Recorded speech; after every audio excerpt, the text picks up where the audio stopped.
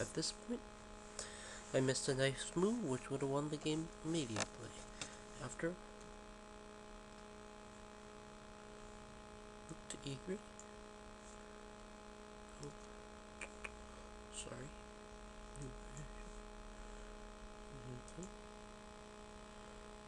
What can he do? I mean, look, knight to, let's try knight to d4 check. I just played king to b6, rook c8, wait, king c8, rook c3, king b8, rook to d3, knight e6, and rook to e6. Winning at once, because the knight defends d8. Knight defends d8, and the rook is attacking it, and all you can't is trying to do too many jobs at once, and that doesn't work. Okay, so what happens if he goes back? Knight d8, check. Knight, king to d7, knight b7, rook to e5, exclamation point. What does this do? Well, it cuts the knight from any active squares. The knight cannot move. I mean, if it goes to d7, d8, it gets taken by the king. If it goes to d6, it gets taken by the king. If it goes to a5 or c5, it gets taken by the rook. So we cover all the squares. So now what, he has to move the king. Now, can you find the winning move here? If I play king to c7, let's take a look at what happens. He plays king a6. And what do I do? Well, if I play here, he just goes back. I think so. If I play here, he plays here, and it's a draw. Or any other square on this new variation, I just still play here, and it's a draw. Once this knight gets in there, it's a draw, I believe.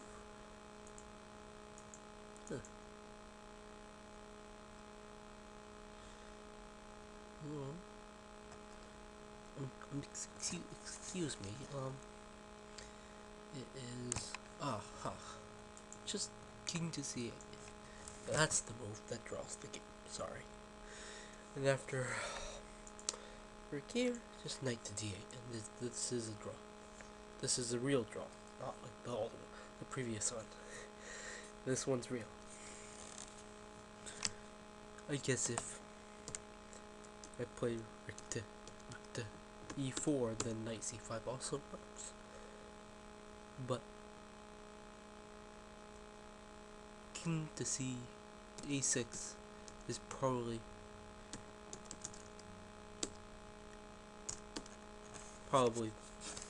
most accurate. So, what other moves do we have? Well, how about king to c8? Well, actually, I'll give you a minute to think about this, and if you can figure it out.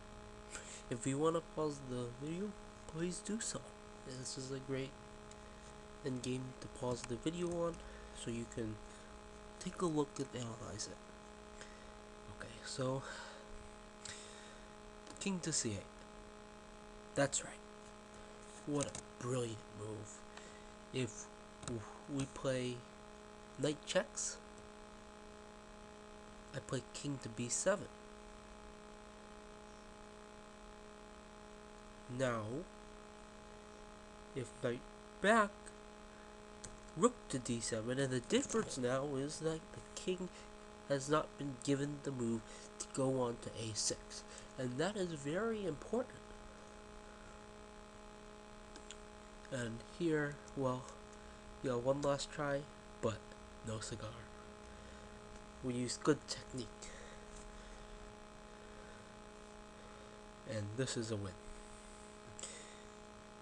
This is actually better technique than rook to b6. You may say, well, that's good technique too. Well, no. You play here, and then it takes you a few more moves longer. Here, it doesn't matter what he plays. King to b6, b a7 rather. Rook a8 is mate after knight a5. Rook takes.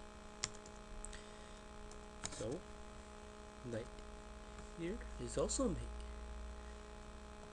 after rook a1. And it's game over. The knight comes off and checkmate. King to a7. Oops. So this was a nice opportunity. Oh, let me. King c8. So you may say, well, why not just move the king to a6 immediately? Well, you can't do that just yet, because rook to e6. Now the king must decide here whether it wants to stay with the rook or the knight or lose it. Well, obviously if you go king b5, I just take the knight and it's an easy win. But king a7 is the more crucial move.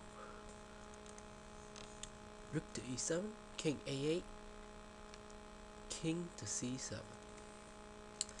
That is a very important move, because if we take the rook, or the knight on b7 rather, it is a stalemate. That was Black's last trick. That would have been Black's last trick, but we use good form here, technique, and we play king to c7. What does that do? Well, watch and learn.